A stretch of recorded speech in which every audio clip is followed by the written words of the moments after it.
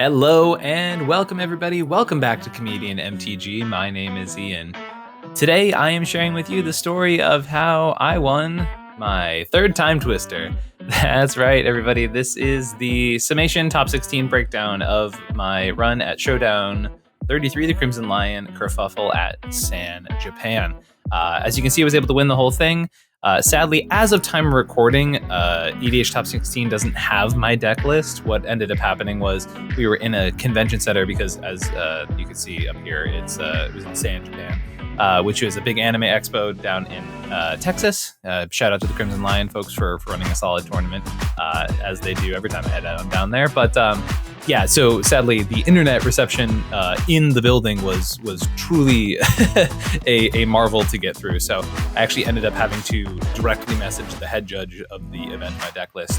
Luckily, it seems, as of the last time I talked to one of the folks over at EDH Top 16, luckily what it seems like is because I sent a message to the TO, hopefully around a week from now, maybe close to the time this video is up, the event will be able to repull and the deck list should be showing. So fingers crossed for that. And you never know, maybe the other deck list that we're sadly missing for this event is up there. But regardless, my deck list will be in the description down below this video. Plus I've posted it over X and Blue Sky and Instagram and all those places. So you should be able to find it basically anywhere.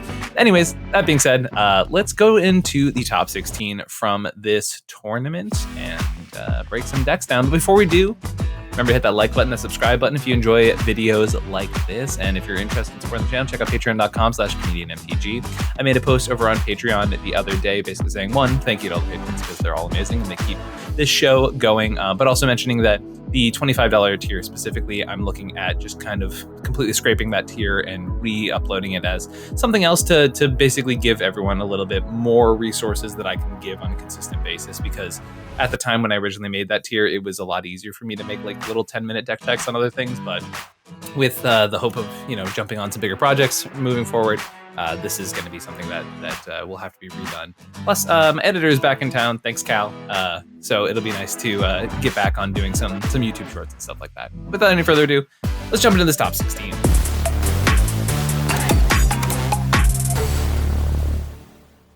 So we have our first Kinnan deck here in top 16. No spoilers there. We have CEDH Kinnan by Kayla the Pair. We have this Kinnan list looking to be a pretty normal mid-range Kinnan with some big flip options to it. This deck definitely gives me reminiscent vibes of a little bit of some of the more modern tech of doing the mirror-made copy enchantment Rhystic study thing, as well as the lower land count that you tend to see in those versions of the deck, while also definitely maintaining some of the old tech as far as having a decent amount of big flips still available. Although this list is pretty close, from my perception, to what I'm pretty sure the no bad cards Kinnan variant that Freedom Waffle often plays. It seems like this is pretty close to that variation as well. So I'm actually a little curious about that, and we're going to do a little bit of R&D. So here we have the Freedom Waffle list, and I'm curious to see the comparisons there, because a lot of the choices are definitely very similar. Okay, yeah, literally one card different, whereas our list from the top of this tournament was on Starting Town. The Tarnished Citadel was in for the NBC Kinnan list that Waffle's been doing pretty well with. I've been talking with folks a lot about Kinnan lately. Spoilers, Kinnan is what I ended up bringing to this tournament with my Abomination variant, which is very similar to the thing I brought to the AGL 10K. I'm not going to lie, the NBC variant, I haven't really loved the direction of this version of the deck, especially in recent history. It feels like especially they're taking out a lot of the ability to win in the early game, in which it's sort of a little odd to me because we're in a time period where I think being able to push wins early has never been, maybe not never, but has not been this important in a really long time. So I definitely think having that option with Kinnan to not just grind per se, but also to be able to jam a little bit harder in the early game, I think is pretty important here. But either way, congrats to Kayla the Pair here for top 16ing with this CEDH Kinnan list. We have RJL here, a player I played in the top 16 with Reanimate TNT, which we ended up talking about their list because our top 16 matchup ended pretty quickly. I got pretty Lucky being on the play with an early Basalt win, but Thrasios Timna here with a super cool list. As I mentioned, was able to peek through this a little bit early, so I already got the early scoop on the spice that is what is essentially like a throwback to the TNT of old. This is a Thrasios Timna variant that's doing Razakats style stuff. I guess you can't really call it Razakats anymore because there aren't any cats in the newer version of Razakats, but historically speaking, this was when you would play Razakath in the 99 of these Timna lists. This variation doing some cool stuff with Abhorrent Oculus. Oculus feels like a card that we are still just starting to explore here in the format. And there's definitely some nonsense that you can get into with this card, especially, it's obviously always playing around the high rolls and things like that, but there's always, a reality where you end up manifest dreading like an Abolisher or a Ranger Captain or something like that. All of a sudden you're investing into a special action, which is flipping your card upside down, which your opponents cannot respond to, right? And stuff gets kind of zany from there. So Oculus doing some pretty cool stuff. A lot of the classic generic value engines here, with a few modifications for things that are trying to put things in graveyard, right? Ledger Shredder, Oculus, for example. Then we have the Hazel's Brewmaster line here with Devoted Druid. For those who don't know, if you had Devoted Druid in your graveyard, you can Hazel it, make it a food token, and then when it is a food token with Devoted Druid's abilities, you're able to make instant speed, infinite green mana, and the nice part about that combo is that you can even respond if people so like artifact destruction, all that kind of stuff doesn't actually stop that combo. Even things like Beseju, you can just respond to make infinite mana over the top of that combo. So it's pretty sweet to be able to do that. Plus this deck's on Oracle Consult, the classic TNT stuff there for sure. We are on Kinnan, and I wasn't sure if we're on, no Basalt Monolith here for that. Also worth noting, there's a swift reconfiguration for the Devoted Druid combos as well. So if you have Devoted Druid in the field, you're able to turn into a vehicle, make infinite green mana that way as well. Plus a lot of generic value engines here for the deck. Some things to put your TNT Razakath pieces into the graveyard. No, there's a Gifts and Given package here, but there's no like Snapcaster Mage stuff that like sometimes you see in these lists. I'm assuming it's much more about like assembling a Hazel's pile and things like that. So very cool stuff here from this Razakath based TNT list. It's cool to see a TNT list that's doing a little bit of experimenting, little stuff outside of the norm. Didn't really get to see it do a whole ton in our game because they were going fourth in that game, and I don't think they got a turn 2 or turn 3. So, but very cool to see the list, and as I said, very cool to see the innovation here. Speaking of innovation, we have chat here with Into the Breach. This is a Celeste mid-range deck. We got to play in Swiss, but unfortunately they mulled to Oblivion when we played. This is a really cool Celeste Rune Knight deck. The idea here is that this is a pretty classic Reanimator Celeste list with featuring some persist combos, right? So if you have Celeste on the battlefield plus Murderous Redcap and a sack outlet, you're able to do infinite persist damage to your opponents. There's also a really interesting dynamic here where if you actually play Murderous Redcap and you don't have a sack outlet, but you have something that triggers when things die or when things enter, Redcap can actually use its enter the battlefield to shoot itself and do some really fun loops that way. There's also Lesser Manticore or Masticore that also has persist and combos with Celeste. This is actually one of the first times we cover Celeste on the channel, so let me read it out loud. When Celeste enters, you discard any number of cards and draw that many +1, right? So if you have 3 cards in hand, you would discard all 3, draw up to 4.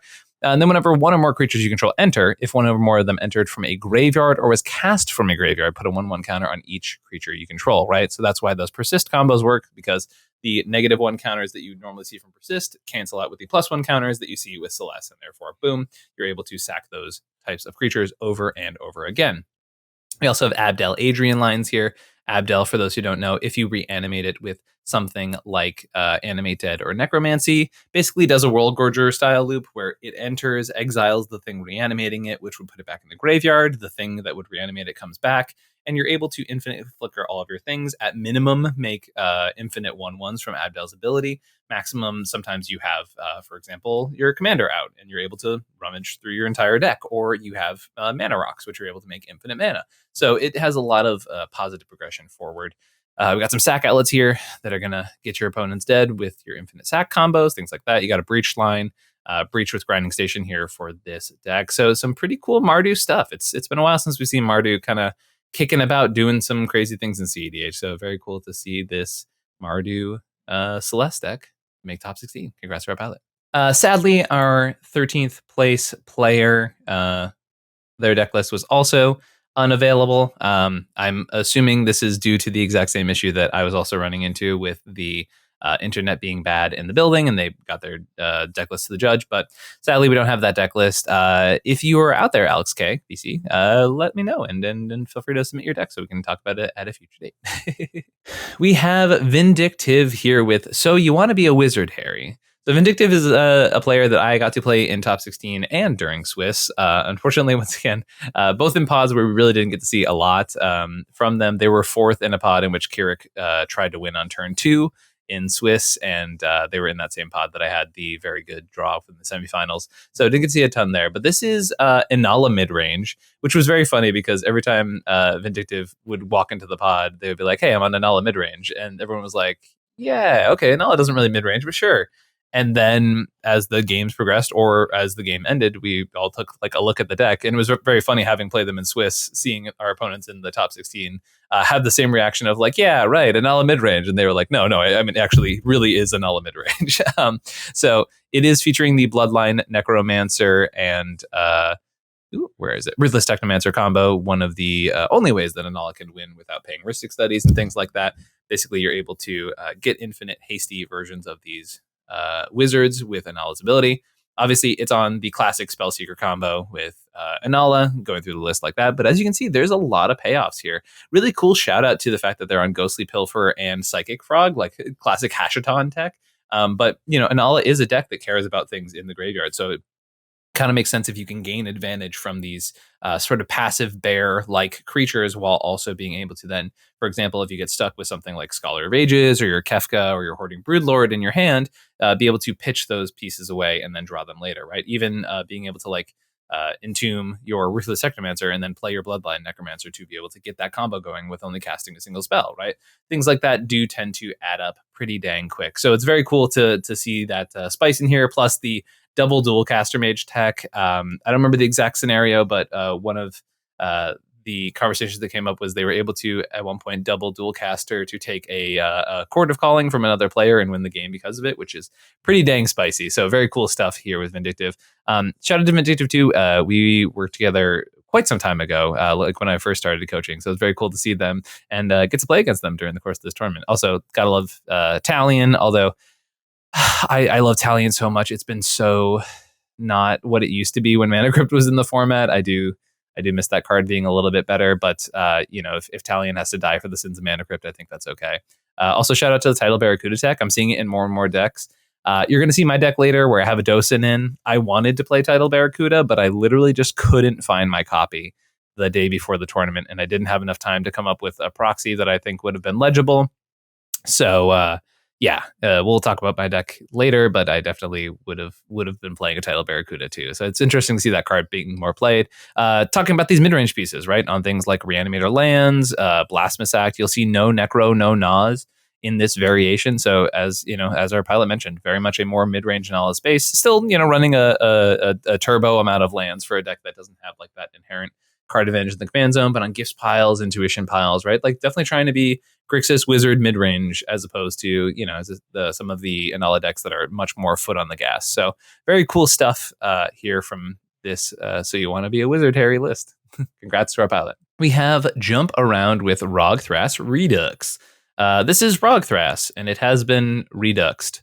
Now, this is a very interesting version of Ragthrasios. We got the 28 land package. It's always something I like to look at with this Ragthras variants nowadays. You can usually tell what type of Ragthras it is by looking for this card or this card right here, right? Because there are two sort of branching paths in Ragthras, which is the Sans Red versions, the ones that aren't playing Breach and Song Creation, and there are the ones that are on more of those effects. And this one very clearly in one of those lanes. Apart from that, some pretty classic options here from the deck. Very interesting to see like Druid Purification, which is traditionally a piece you see in the much slower blue-green versions of the deck list. We're on some value creatures like Gilded Drake, Flesh Duplicate, Cloud of Fairies, all the classic stuff. For those who aren't familiar with the archetype, this deck wins with a Boral Breeze Caller plus Gaia's Cradle and Talon Gates of Madara, able to pick those lands up over and over again and make infinite mana as long as you have 6 or more creatures. As well as this deck just being a turbo Gaia's Cradle deck list. Yeah, some pretty standard stuff here from the Ragthras archetype. This version definitely playing a lot more value engines, which I think is pretty interesting because sometimes Ragthras does sort of get to the problem where like paying for a Thrasios activation can be really expensive, right? 4 mana for a single card is a lot, especially when you look at Ristics and Mystics and One Rings that are running around this format. So this variant of the deck trying to play that game a little bit more, trying to play the Mirror Maids and the copy enchantments and stuff like that to be able to keep up with these very parasitic Ristic style decks. So congrats to our pilot, jump around for their top 16. We have Ramunap Ray here with Showdown 33, the Crimson Lion Kerfuffle at San Japan, Sisay IE. That's definitely how you're supposed to read that, right? We have Sisay Weatherlight Captain here with another one of these Sans Planeswalker line Teferi versions of the deck list. Teferi, Who Slows the Sunset specifically. Love to see this variation of the deck. It's one that's a little near and dear to my heart, and very funny enough, very close to the list that I ran at the Pink Pony Tussle.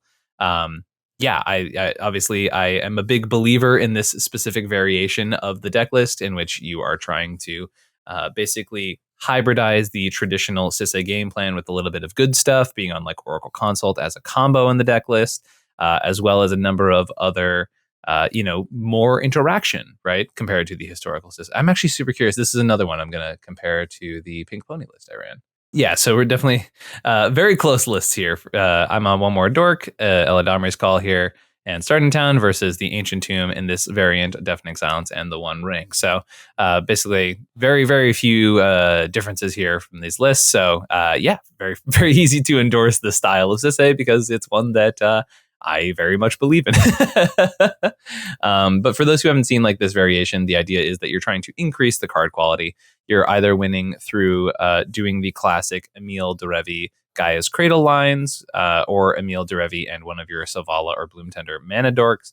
You're also able to win through lines where you are using Marvin and Irith. So Irith giving its abilities to Marvin and being able to tap and untap your dorks infinitely as long as you have a legend that can tap for mana.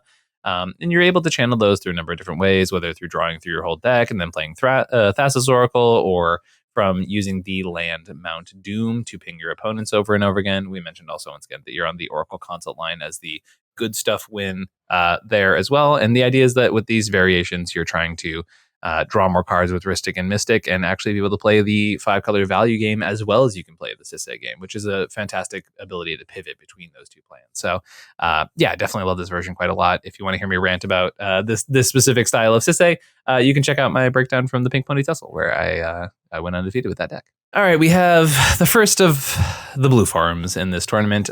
Going into Texas, there's almost always a lot of blue farm representation every time I go down. So it's just sort of an expectation at this point. And we'll be comparing those blue farm lists to each other as time goes on. But here we have Ganesh Shaha here with Ganesh Farm, youtube.com/DeckTechMTG, which is their channel. Ganesh is a blue farm player who's been doing the blue farm game since, there were still like online tournaments. We played at like chaos tournaments back in the day. So they're a blue farm player through and through. I've played every time. I think we've gone to Texas. I'm pretty sure I played them every time. No, I don't know that I played them last time, but both of the Time Twister tournaments I've played against them during Swiss, which is very funny as well. But yeah, Ganesh is a very solid blue farm player. Actually was paired up against the players that were already locked in the top 16, and actually ended up being on the play and killing us on turn 2 with a turn 2 Nas, which was pretty sick. And in the last round of Swiss, which was pretty, as I mentioned, it was pretty sweet stuff out of the turn one Mox Amber Pass, hold up Vamp Tutor for, I want to say Dark Ritual, and then just go like Mana Vault, Dark Ritual, Adnos. Or no, I think they actually tutored for Adnos because we talked about this afterwards. They had Dark Ritual, Mana Vault in hand. So yeah, just to kind of die out of nowhere was pretty sick. So very cool stuff there. Apart from that, pretty classic blue farm list. Ganesh, one of the few people still on Opposition Agent from what I know. A lot of blue farm pilots nowadays have actually ended up cutting that. Definitely on the Intuition Gifts packages here for that. Necropotence still in the deck while still being on Copy Enchantment, Steel Enchantment, all that kind of stuff. Very much a blue farm variant that can go fast, but seeing the 11 artifact count and knowing that, as I said, they were able to take that game by like basically tapping out for an Oz on turn 2. It's actually pretty impressive to see the deck be able to convert that fast, because this list is definitely making some concessions to be more on the mid-range speed. So very cool stuff here, and congrats to Ganesh for the top 16. Oh, also got to shout out the Orm's Chant in the 99. This card, it feels like it's always like the 101st card for a lot of decks, but it definitely puts in a lot of work. Silence Effects are broken, et cetera, et cetera. We have M. Lane God here with the Inevitable End, which is also a Timna variation, and let's compare the two lists. So, to the newer list that we are looking at for the higher placement, we have City of Traders, Cavern of Souls, Impostor Mech, Stormkiln Artist, Starting Town, Dranith, Beseech, Swords, Rain of Filth, and Grim Monolith. Funny that we are both seeing Dranith and Oppo swapped in these decks, given the fact that they are both like disruptive pieces that most people are moving off of in Blue Farm. And these two players who have placed exactly right next to each other, both are having that representation of a stacks piece that most people are moving off of, making top cut with it. But sort of reversing which ones are which. And this one being on a few more speed pieces, you can argue, being on City Traders, Rain of Filth, etc., and Beseech the Mirror. Stormkiln is a card that I've been being told by folks, and I have seen it in Blue Farm. Honestly, kind of puts in work. I think people just usually associate it with just Storm strategies, but turns out in mid-range strats, it actually ends up putting a decent amount of work in. So definitely cool to see Stormkiln starting to be picked up a little bit more in these mid-range decks. What we see in response is 3 lands for 3 lands here. So starting versus Cavern and City versus Wooded, Mount Doom, and Mistrise in Ganesh's list. Very surprised to see Mount Doom in Ganesh's list. No Voice of Victory in the Inevitable End variation, which is something that surprises me quite a lot. That card feels just so broken with Timna. So I'm very, very surprised to not see that. Rain of Filth is traded off for Culling the Weak in this variation, and copy artifact, copy enchantment, steal enchantment. We kind of have like a few more of these, just different sidestep engines, basically. So each deck definitely doing a little bit of the grind in a separate way. This list being on 2 more artifacts makes the Mox Opal a little bit more digestible for that mid-range variation. So very cool stuff here in the top 16, these differences between these Blue Farm lists. Yeah, I do think it's very funny that there's the 3 Blue Farm players in top 16 are 3 in a row. So buckle in. We're so close to being done talking about Blue Farm for this tournament. Also, notably, Jace's list seems to have been put on private after the event. So I have a copy of his top 16 list that I took from the Top Deck site. So I will put that down below in the description as well if folks are interested in seeing this list. But obviously, it's not going to be like the updated one. But if you want a copy on Moxfield, this is where that's from. So the differences between these lists, we are looking at Jace's list has Demonic Council, Grinding Station, which he did mention he was not a fan of Grinding Station historically, but has been testing it out over the course of that tournament, and mentioned that it did show up, I think twice, as a very positive card in the deck list. This is the Flare variant, where you see a little bit more red creatures, things like Jessica's Will in this variation, and things like Bergie as well. And then Demonic Council and Dispel for that suite there. Whereas this variation, once again, actually, this is Jace's variant down a land compared to the other 2 deck lists we saw. And also not on Intuition Gifts Ungiven, which has been a pretty classic Blue Farm option for quite some time. So that's definitely a very interesting development in the archetype. I definitely have felt in the past when messing with Blue Farm that I'm like, yeah, we probably don't necessarily need to play Intuition. And that was before Gifts Ungiven even got printed. So kind of cool to see a player following through with that thought process that I thought was kind of a hot take at the time. So very cool stuff here. And our last Blue Farm list checked off. So you may be wondering, hey, and you had to carry a Time Twister home. How did you keep it safe? Well, I kept it safe in my Heavy Play deck box. Thank you to Heavy Play for sponsoring this episode and many episodes here on the channel. We've been partnering with Heavy Play for quite a while, and it's because, my goodness, do I believe in these products. Heavy Play is awesome. The Heavy Play sleeves have been fixed recently, so they're no longer splitting, and they're my favorite shuffle feel of any sleeves. And I'm not just saying that because I'm sponsored by them. I've always loved the Heavy Play sleeves, but I didn't use them for a long time because of the splitting issue. But nowadays, they are awesome. And not to mention the fact that the Heavy Play deck boxes, they're magnetic dice tray. I have a whole Heavy Play setup in my backpack. I've got my Heavy Play playmat. I have 2 deck boxes, one for all my tokens, one for my deck itself. The other one I have the little magnet tray for a dice. I got the whole Heavy Play kit, and legitimately I cannot recommend it enough, especially if you're grinding a lot of these tournaments, the amount of times you have to roll if you're playing that, things like that, or have your whole setup in like different boxes and you're checking all the boxes, doing all those things. The heavy play system being magnetically attached to one another makes all of this stuff so convenient, so easy. If you're interested, check out heavyplay.com/comedian to get 10% off your entire order. It is absolutely worth it. Heavyplay is an amazing brand to work with. They're amazing at giving you great products, and they care about keeping your cards safe. So check out heavyplay.com/comedian. We have Greasy here with Gift Waker Sans Japan. Shout out the Dawn Waker lovers out there. And to be fair, I haven't touched the deck since the last Festival of Nights, so I don't even know if I can call myself one for the time being. But yeah, we have a Kiri Thrasios here for this Thrasios mid-range variant. This is not doing any sort of Gaia's Cradle turbo style thing. That might be a card the deck can tutor for, but it seems like this deck is kind of jamming a bunch of A+B infinites, so very much similar to the Dawnwaker style deck of history that I used to be playing quite a lot, but with some different variations here, and playing the Retraction Helix with Valley Floodcaller combos, which is pretty interesting. Are they on Dramatic Reversal here? Because I see Kitsa in the deck list, but it seems like maybe it's just a fair Kitsa, no Dramatic Reversal type of thing. Okay, kind of interesting there. And this version is on Underworld Breach as well, so I know that's been like a very hot debate in the Sans Black territory of whether you actually go onto Underworld Breach, because it's so different than all the A+Bs throughout the course of the deck. So definitely curious to hear how that played out throughout the course of the tournament. So you have your Monolith comboers. You have Basalt Monolith that goes infinite colorless with Kinnan. You also have Grim and Basalt Monolith going infinite with Zerda the Dawnwaker. They have Displacer Kitten here, which I'm pretty sure is for Tezzeret the Cruel Captain, but I don't think there's like a hard combo per se in here. It just seems like Tezzeret is there to just gain you a bunch of mana advantage per se. So I'd be curious to hear why there's like Displacer in here, but no, for example, like 3 mana Teferi. So that's kind of interesting. I'd love to hear a little bit more if our pilot gets to check that out. Yeah, and the rest of the deck is just kind of doing the Sans Black mid-range stuff. You're trying to be a Seaboard Muse deck, a value grind deck, while also, having breach pivots and having A+Bs that are pretty easy to get access to, right?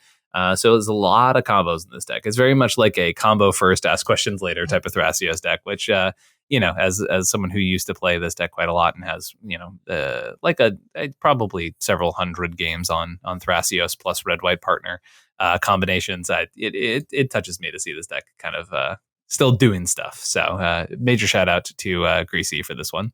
We have Viper Toll Booth, which is an awesome Moxville native, I must say, with God's Strongest Gambler. This deck is sick. We got to play in the Swiss, but that was the round that we lost to Ganesh on turn 1. Our turn 1, his turn 2. So I didn't get to see this deck pop off. But yeah, funny story. Viper Toll Booth, apparently there was one buy in the whole tournament before somebody dropped. It was round 1. They got the bye and then proceeded to win their next 2 rounds. So they started the tournament 3-0, just basically being like, oh, shouldn't you give me the bye?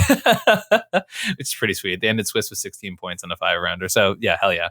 But this deck is just super sick. This is Krark Ishai, the Jeskai variant of Krark, which is super cool because it takes a lot of the things you can classically establish with the Krark Sakashima variation, where you go for your Tavern Scoundrels or your second copy of Krark or your second copy of Krark or your second copy of Krark, or you get the point. But you add white to the deck, which gives you access to Delny, as I mentioned, one of your second copies of Krark.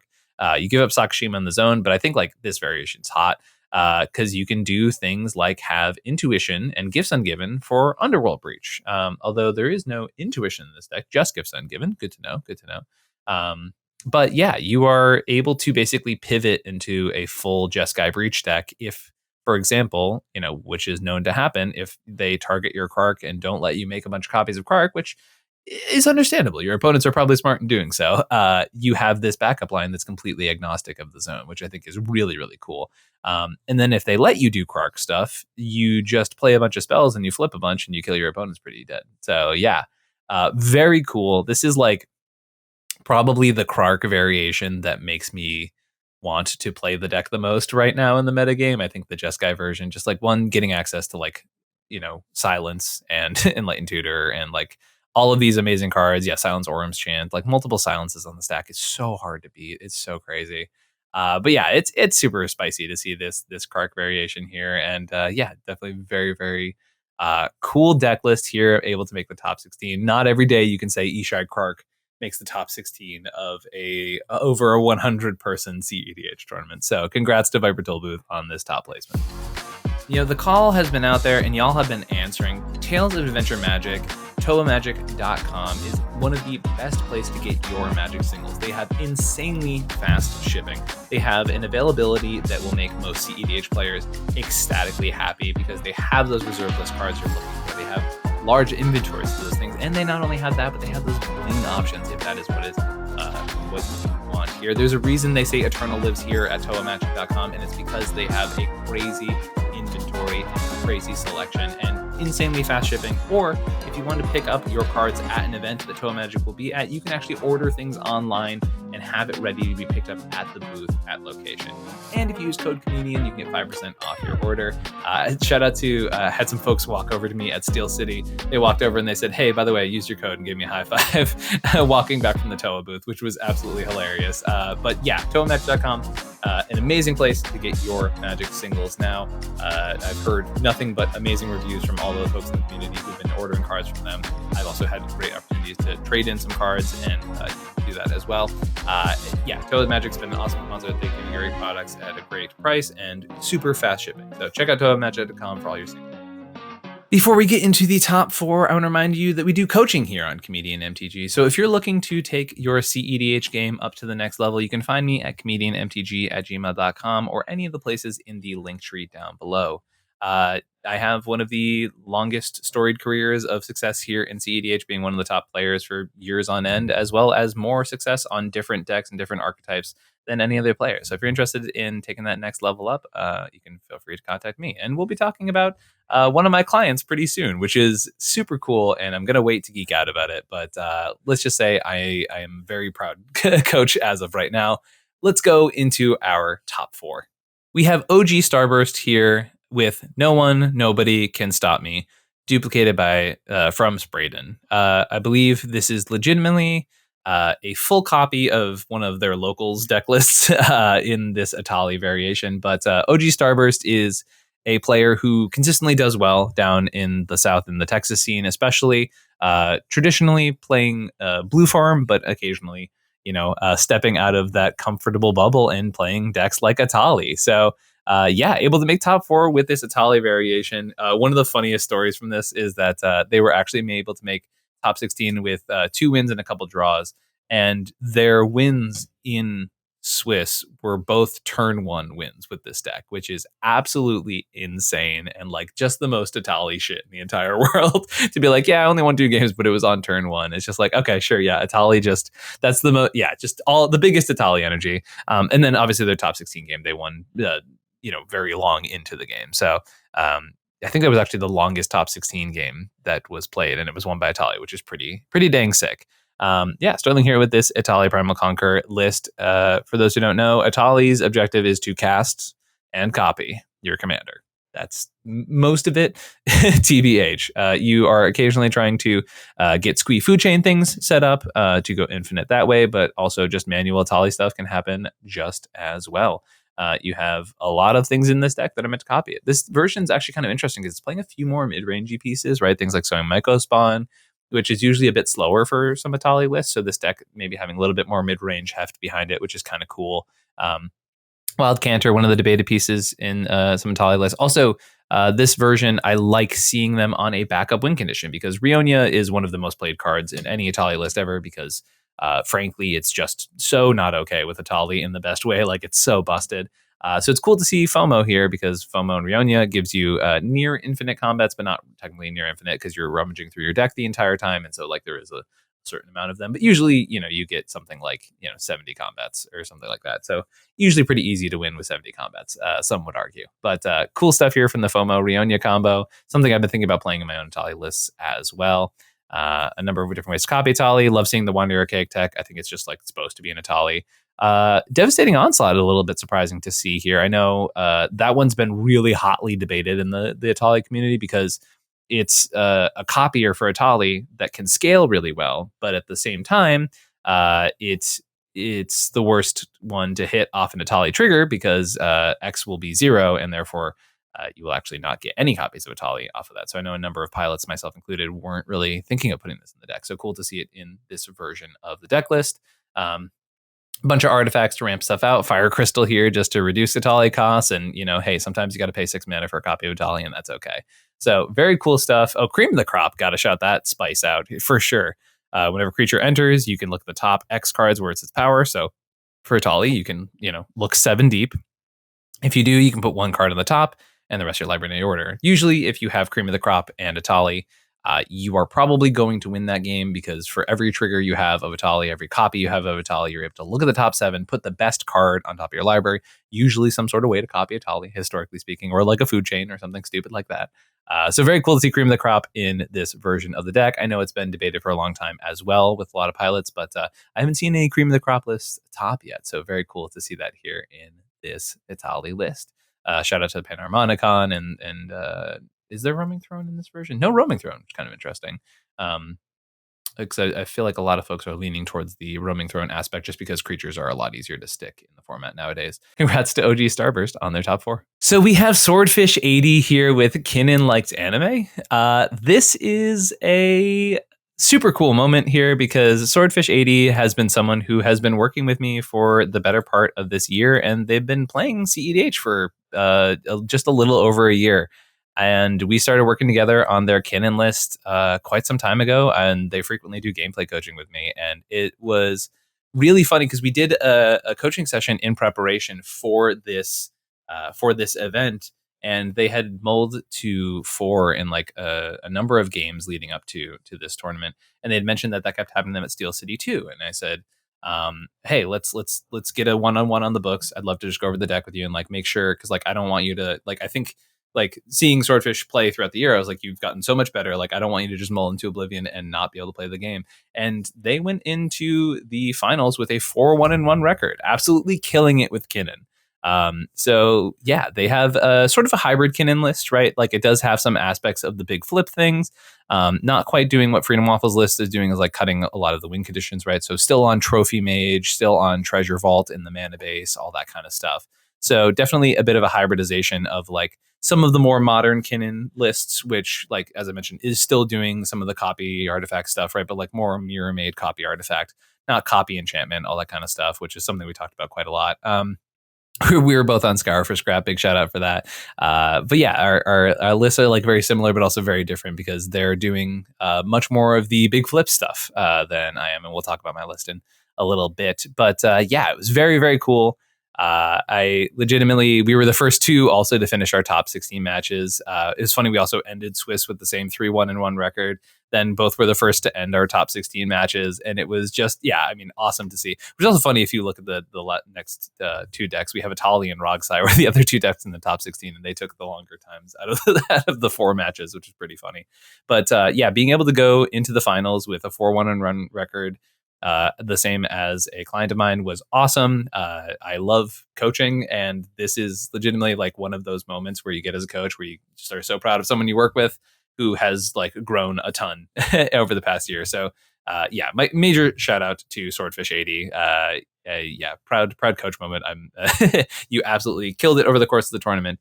And we're also, threatening us pretty intensely in the finals as well. So congrats on the top 4, man.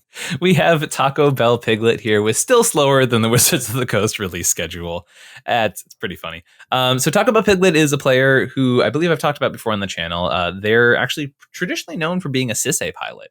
And hence the comment here on the deck list. Sisay went away, and now the Nas comes out to play. And boy, were they playing so different than the way they play Sisay. Taco Bell Piglet was playing just, the most Ragside energy I've ever seen. Just keeping hands that were like all fast mana or like a bunch of fast mana into a wheel, into another wheel, into jamming. And did a really good job of playing basically Chaotician in the pod. I think there is this thing that happens at times where people who are playing explicit turbo decks can sometimes be afraid to sort of throw a little bit of gasoline on the fire in fear of, basically opening up an opportunity for someone else to win the game. And this was not just in our game, but I'd been talking to them throughout the course of playing Swiss. And I think sometimes when you're playing a turbo deck and other players are playing more advanced mid-range engines and looking to just halt the game to a grind, if you give into those patterns, you find yourself having less windows of opportunity to be able to jam, right? So I wanted to shout out Taco Bell Piglet because they did a very good job from talking to them throughout the Swiss about like, finding those opportunities in games where other folks with Ragside tend to, maybe miss them a little bit more. So this is a pretty classic Ragside variant. Land count on 24, so kind of high for Ragside. That's crazy that's high, but yeah. On Steel Enchantment here to disrupt your opponent's mid-range grind. On Imposter Mech also, which is definitely a bit of an atypical choice. So a few more cloning options here from this Ragside deck list on the Grinding Station tech, which just feels so right in Ragside. And a few pieces of free interaction that you are, come to know in Ragside on Demonic Council, which I know is a little bit debated still in the amount of folks who play this archetype. Some people are still in Grim Tutor Die Hard. Some people think Demonic Council is just online enough where it's worth it. And apart from that, this is, it's Ragside. It is the turbo of all turbo decks.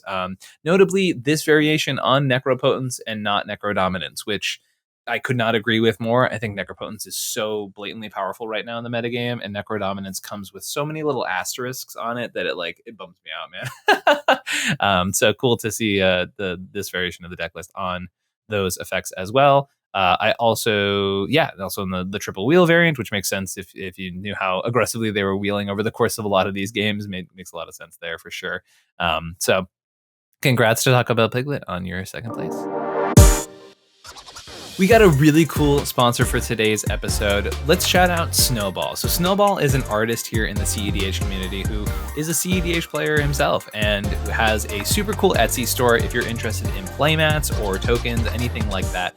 There is the QR code right over here, but you can check out their Etsy page, which I'll also link down in the description below. They do some super amazing art. They have a super cool Atali playmat that's been circulating around a lot of the Atali players in the community, as well as stuff for Shadow the Hedgehog, a bunch of stuff like that. So if you're interested in commander-specific playmats or stylized tokens, SNOWBALL's Etsy page is the place to go. And I wanted to shout out their page a little bit while we were here and show you some of the amazing tokens and playmats that they've been using. Obviously, a lot of them are watermarked to prevent sort of AI fraud, but I always forget that this Ragthras mat that I've seen dozens of times with the community is one of SNOWBALL's art as well. They have an amazing array of diversity in their art and definitely have a lot of really cool stuff, as well as, once again, art and playmats and tokens for very popular CEDH commanders. So check out SNOWBALL, and as I mentioned, in the description down below, or you can check out their Etsy page and find them under SNOWBALL and 26 for any of those places. Thank you, SNOWBALL, for sponsoring this episode, and hope to see y'all rocket some SNOWBALL art in the future. And here we are back again with my newest version of Abomination Kinnan. When One Falls, we continue, which is both a reference to Expedition 33. For those who are Mind Sculptors watchers, a game that Callahan and I are both currently very obsessed with. But also a reference to the fact that the more I play this version of Kinnan, the more I leave old Kinnan variations and old cards that were staples in the deck behind. Last time on Abomination Kinnan, I cut things like Thorn Mammoth and Seedborn Muse and just cards that were just so stapley for this deck. And now I've cut even more of them. And I am only, as far as big flips are concerned, I'm on Hullbreaker Horror, I'm on Nezahal, and I'm on Wandering Archaic. And I guess if you count the clones, a couple of those as well. But like, this variation is basically playing the game. If I'm ever flipping Kinnan, I'm doing something wrong. Yeah. Also made an allusion to that here. This is Abomination Kinnan V2, or the closest thing we'll have to Dockside in the command zone, is basically how I've been phrasing this deck, with the idea that this strategy is twofold, right? And I'm pretty proud of this Kinnan variant, I'm not going to lie. A little bit of backstory. I brought Kinnan to the Fishbowl, and it was the first time I'd ever not made top 16 with the Fishbowl. Sorry if I'm repeating this for those who watch my Atlanta breakdown video, but it's all pretty relevant information. And basically, I found that people were able to threaten down Kinnan super aggressively, even in situations in which, like, I had one Kinnan flip and there'd be like a blue farm player with like 8 cards in hand, and then they'd like kill the Kinnan because they're afraid of the possibility of what could come off the top of the Kinnan flip plan, right? And for me, that like hit a point of frustration where I was like, I just feel like even if I'm like not threatening anything, right? Like the strategy is getting hated down, and then we're losing to a third person who wasn't the person who removed my Kinnan, and who wasn't the person like, or who was in a better position the whole game, basically, right? So this variation of the deck list is meant to do one of two strategies. Either A, you are putting a win on the stack pretty early, and turn 2, turn 3, if possible. And if you're going for the turn 3s, hopefully with some sort of backup plan, protection, et cetera, et cetera. That was a lot of my games. Not gonna lie, that was a lot of my games during the course of this tournament. And you know what? It felt great. I ended with a Swiss record of 5 wins, 1 loss, 1 draw, and don't feel upset about it at all. Right. My only draw during the course of the tournament was a game in which I mulled a 4, planted a turn 2 heuristic study on the play, and drew 19 cards, only seeing 1 counterspell. So like, yeah, that happens, but honestly, with the amount of interaction in this deck, it's pretty unlikely. So it is what it is as far as that part is concerned. And it was very clear that had I drawn 1 more counterspell a little bit earlier on in the game, it was pretty clear that I was in a very advantageous position to be able to push and win that game. The only loss was the one I'd already described, to Ganesh, who, as I mentioned, turned 2 on the play ad nauseam us before we all got a second turn. And like, those being my only losses of the tournament feels really good. The deck feels very, very clean right now. At Atlanta, I definitely had some games where the deck was sort of folding in on itself, stumbling a little bit, and like, I feel like I got a lot of the kinks out, because that was the first version of the Abomination Kinnan deck list, and it did a lot of things right and a lot of things wrong. And this version feels like I took what was basically the alpha or beta version of that deck list and refined it a lot to get to this variation here. All that to be said, as I mentioned, we're trying to win the game. Notably, if you look at this deck list, there are 2 cards in my sideboard. And there are 2 cards I would swap into the deck list. Let me explain those. 1, Tidal Barracuda. As I mentioned, I wanted to play Tidal Barracuda. I have a Japanese copy somewhere in my office here. Couldn't tell you where it is. No idea. Completely lost it. Don't know where it is, which is crazy too, because I know I took it out and put it on my desk somewhere, specifically because I'd been thinking about playing it in another deck, and I said, no, let me put it in a place where I can have easier access to it. And then I lost it in my office. So that's Tidal Barracuda. Obviously, that would swap in with the Dosin that is in the 99 of this deck list. And then there is Volatile Stormdrake. And Volatile Stormdrake was in the deck list until the day of the tournament, when I was basically told, so we see the Atali in the finals. What I was basically told was that there was like 15 Atali players at this tournament. And ironically, I did not see an Atali until the finals, but I had Volatile Stormdrake in, and right before the tournament started, I was like, all right, listen, if there's like 15 Atalis at this tournament, like, I'm going to put a Phantasmal Image in the deck. I always keep like a little sideboard of cards with me in case, like, for example, I hear about a crazy meta choice like that before the tournament starts and before deck list submissions are locked in, right? So that paid off in the sense that, I was able to make an adjustment accordingly. Ironically, the only time I saw the Phantasmal Image over the course of this tournament was in the finals, in which Swordfish copied Stardust's Atali and flipped into my Phantasmal Image of Atali. So technically, in theory, it was there for the Atali matchup, and it came in during the Atali matchup. I just didn't get to take advantage of it at all. So before we go any further, let's compare my list to Swordfish's list, and I can talk about some of the intricacies and differences between those decks for sure. So there's probably going to be a decent amount. Yeah, so there's 20 differences between our lists, a number of them being big flips. If you'll notice, I cut Gaia's Cradle from this archetype. There's not enough creature board states for me in this deck for me to keep Cradle in. Is it a card that's pretty close and that I could find myself back on at some point? Yeah, absolutely. But as of right now, it just ruined more opening hands than it did help me in the mid game. So Cradle took the L and got cut from my list. You'll notice a lot less creature tutors, right? I'm off Court of Calling. I'm not on an Invasion of Ikoria.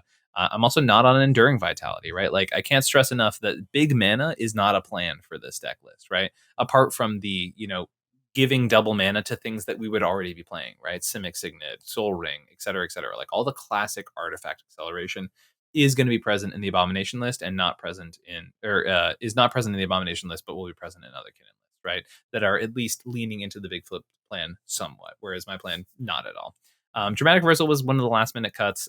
I do think, if the thesis is this deck does try to push aggressively, Dram Rev makes sense. It's just, it was one of those cards where I would draw it and I'd be like, wow, this is cute, but it wasn't getting me there. So that was a card that I cut recently. But as I mentioned, Consphinx got cut between different versions of this deck. I played Psychic Possession in its place.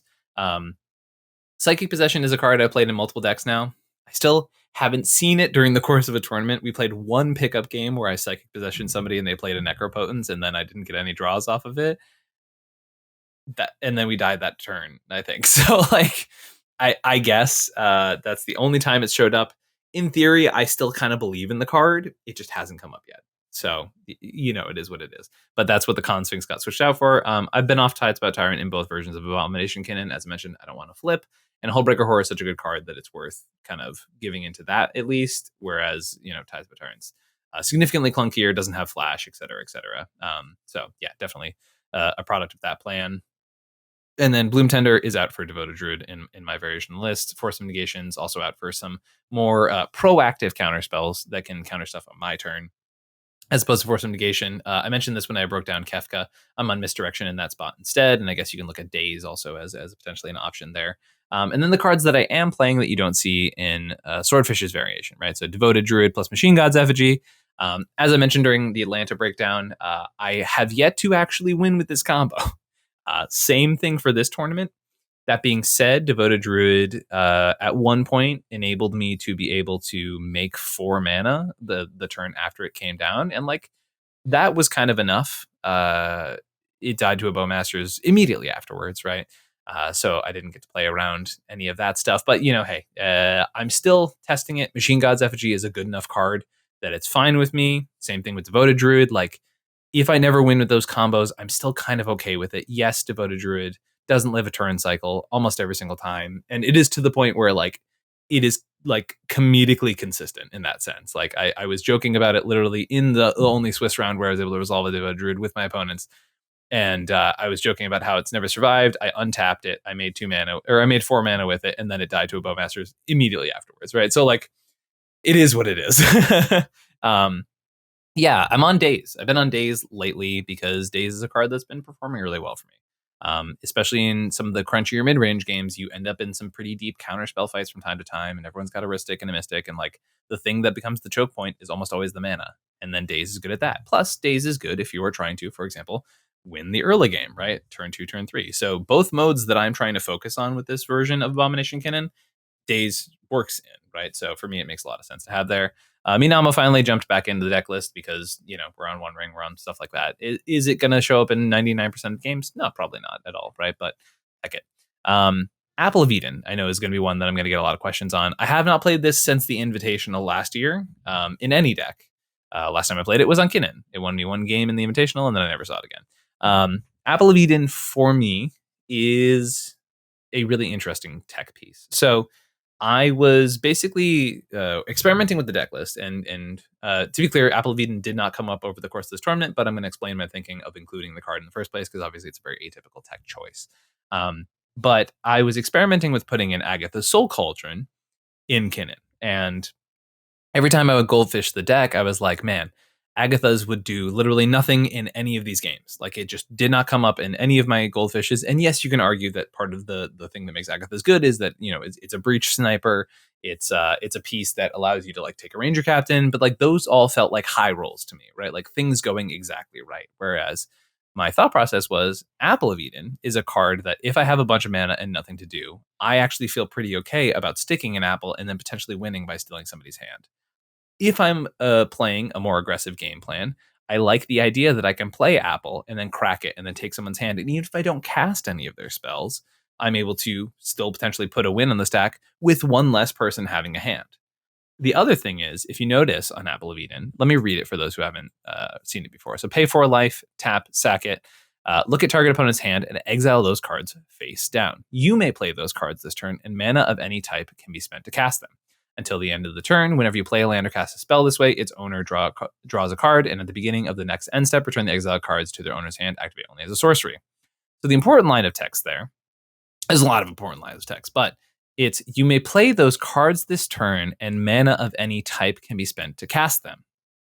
So part of the thing that Apple has the luxury of replacing Agatha's with is that if you have an opening hand that has Basalt Monolith and Apple of Eden, you can basically go, cool, present infinite colorless mana. And even if I don't have a Mirage Mirror or a Treasure Vault or something to filter out into, or my Thrasios, right?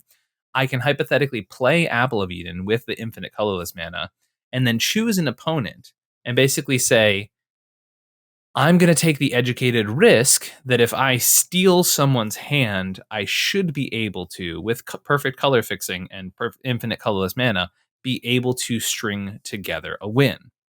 Will it work like that perfectly every single time?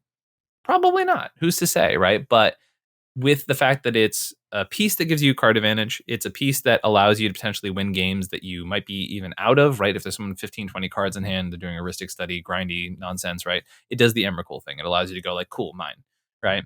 All of that kind of stuff. And also the fact that it is, in some senses, a colorless mana outlet for Basalt Monolith. It felt perfect for the deck. Boy, do I wish I had seen it at some point.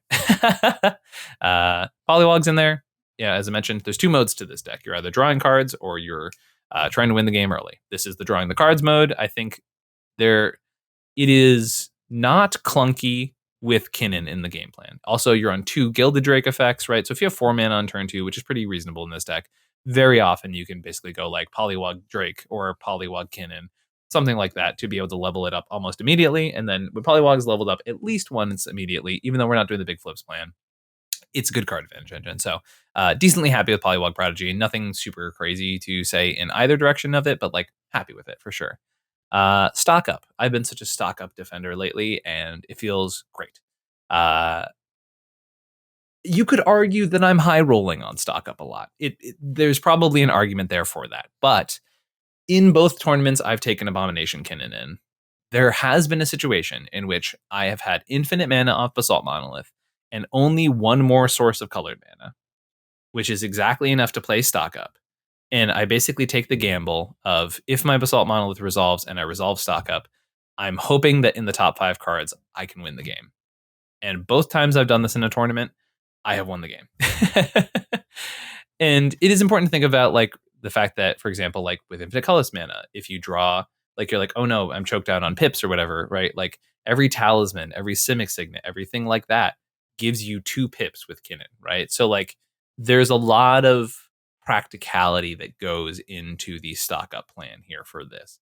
But every single time I've done that play pattern, which is only 2, but I felt very confident in doing so, and it's worked both times. And then in other times, stock up is just like kind of a good card draw engine, right? Like it's not the most broken thing in the world, right? It's the same cost as a heuristic study, and by far stock up is not a heuristic study, but that card has either set me up to win at a future turn or given me, pieces to play a game that I felt like I was out of almost every single time. So I'm a big stock up apologist. It feels really good in any deck that makes a decent amount of mana, right? So for me, VV and Kinnan have been the best places for it because those decks are flush with mana. But yeah, it has yet to feel bad for me. So big stock up fan.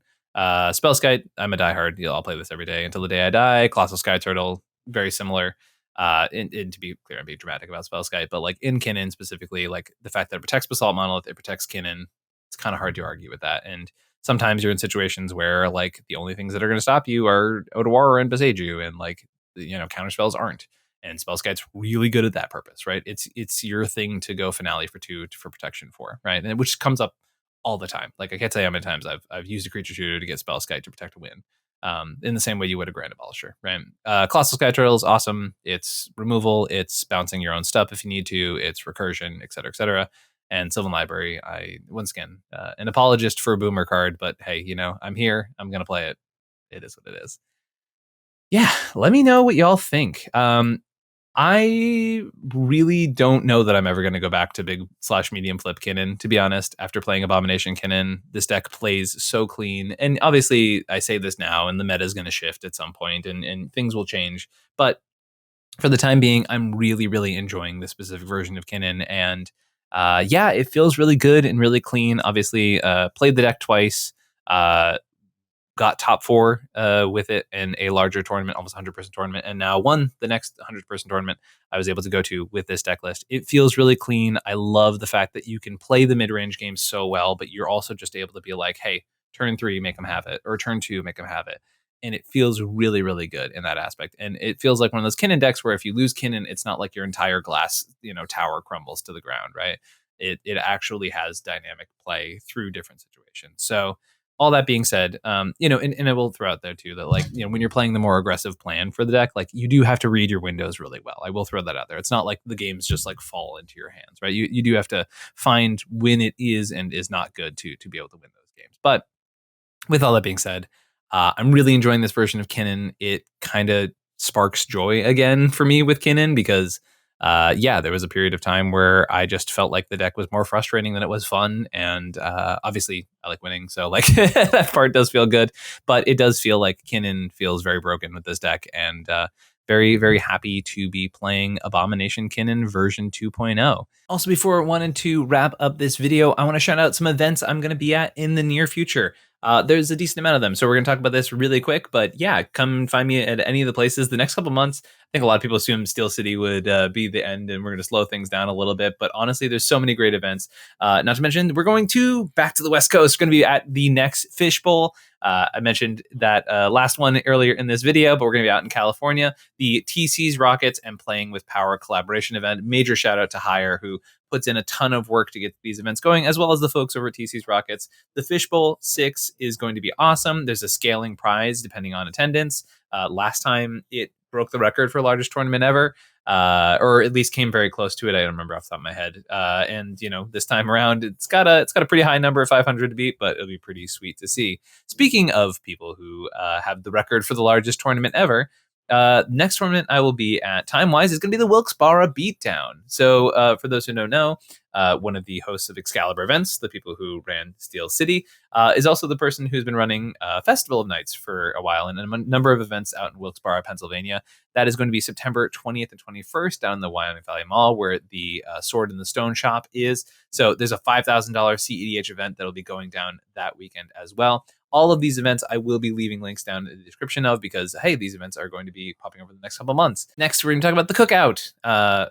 For those who know Land Go, the people who host the Land Go Invitational, as well as the Land Go 10K CEDH Open, they have a scaling event in Georgia, October 4th and 5th, up to $25,000 in prizes based on attendance.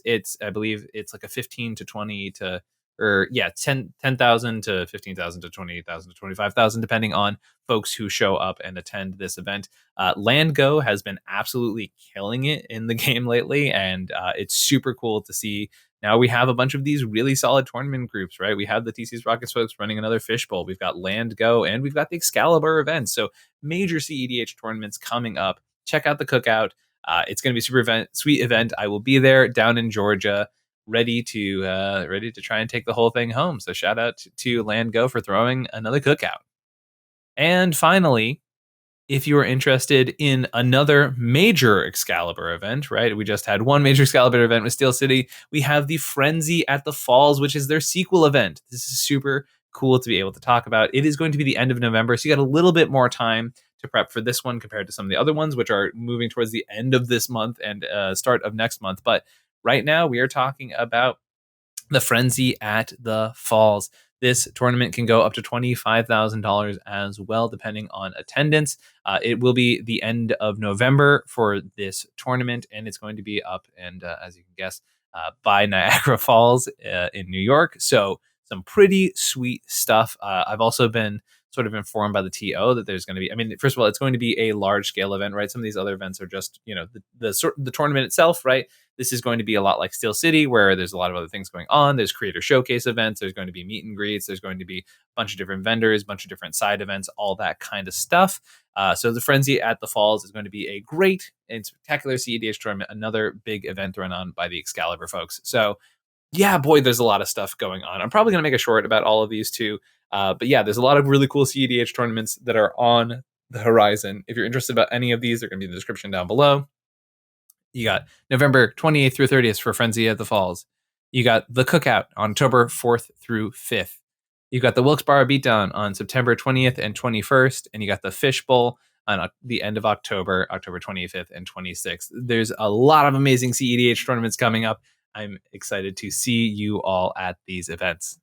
Let me know what y'all thoughts on this tournament, any interesting decks down the top 16, all that kind of stuff. And then hopefully by the time this is up, the website should be refreshed and this will be up on the website. But as I mentioned, if not, I'm happy to share it, and it will be in the description of this video as well as in the links down below. And as I mentioned, I posted all over socials as well. So yeah, if you're interested in Abomination Kinnan, all that kind of stuff, or if you're interested in getting coached, whether it be on this deck or any other decks, definitely let me know. I got a shout out to a player I played at Steel City who, after Abomination Kinnan version 1.0, paused us in the middle of our game and be like, hey, by the way, what the F is happening with your Kinnan list? Which was by far one of my favorite moments from the weekend. So shout out to them. But thank you all for watching this. I'll catch y'all next time. Peace.